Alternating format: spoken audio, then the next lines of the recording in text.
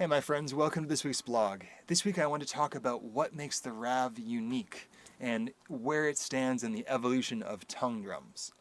One of the earliest tongue drums that I have encountered was Dennis Halvane's propane tank drum, and this was up on his site that I think is still currently active. And he cut square and round slits into a propane tank and was able to tune it by changing the size of the tongue. And this instrument spawned a whole new variety of creations made out of steel.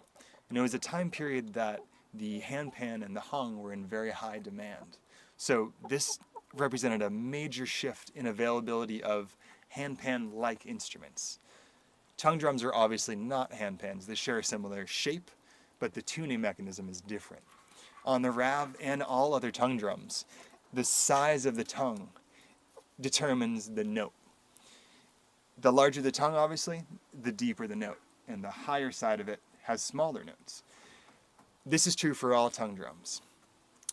The evolution of that came as people started to cut overtones, harmonics and fifths and fourths and octaves into it. This allowed that pure tone that was a little bit hard to record back in its earlier stages to have a different fullness to it and to have sympathetic resonance. So if I'm hitting one of these tongues on the B Celtic, it's activating the octave in the fifth as well. So you're having a whole different palette of colors tonally that are available to you. The RAV in particular is unique because Andre figured out a way very early on to cut the tongues in a way that caused them not just to vibrate back and forth, but to vibrate back and forth and individually. So it's kind of like if you were holding a fork and you're bouncing it back and forth in your hand, imagine the tines on that fork vibrating as well. So the whole fork is tuned to one thing, but each individual section of that fork is also tuned. So the RAV is kind of similar to that.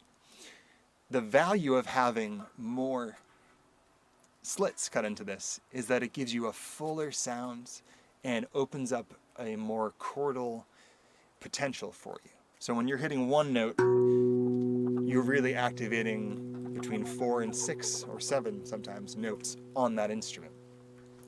This added volume, it added sustain, and it added a fullness that wasn't present in some of the earlier instruments.